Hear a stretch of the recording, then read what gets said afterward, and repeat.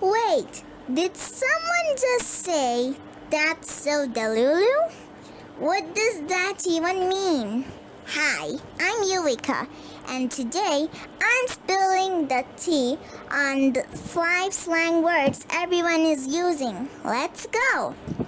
Rizz, meaning charm or filtering skills. Example, he smiled and said, "Hi, total Rizz."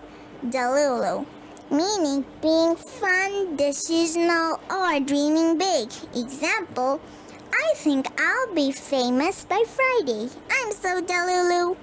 Slay era, meaning a time when you're confident and fabulous. Example, new outfit, new attitude. I'm in my slay era. Main character, meaning like the star of your own story. Example, she walked into class like a queen. Main character vibes. 5. NPC, meaning someone who acts robotic or boring. Example, he only talks about homework. Total NPC.